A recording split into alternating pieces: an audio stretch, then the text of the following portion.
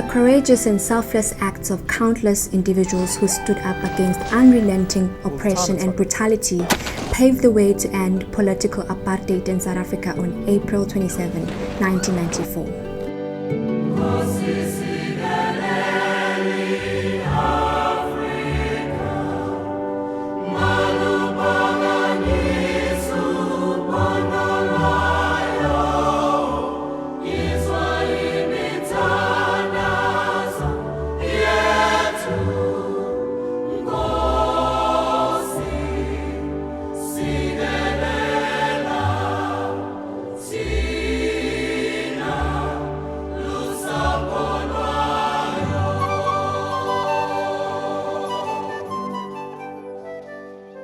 There are many people who feel Nelson Mandela, anti-apartheid revolutionary, to continue talking peace and non-violence. Nobel Peace Prize laureate, philanthropist, and the first president of a free and democratic South Africa.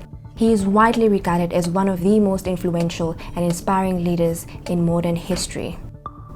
However, the lingering legacies of colonialism and apartheid still haunt South Africa nearly 3 decades later. The country continues to struggle with economic, racial, and spatial inequalities.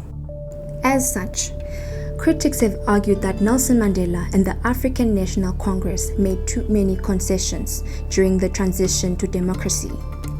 These compromises, some believe, have ultimately disadvantaged black citizens and resulted in the perpetuation of structural inequalities.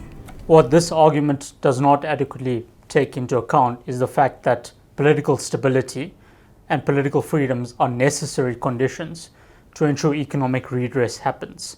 You can't have economic redress if you're fighting in a civil war where a white supremacist national party has full control of the government. Equally, you can't have economic freedom in South Africa without guaranteeing some political freedoms. It's important to acknowledge the fact that if there was any betrayal of the goal of economic redress, it happened once political apartheid ended and not before. Ending political apartheid, as was the case in 1994, was a major achievement.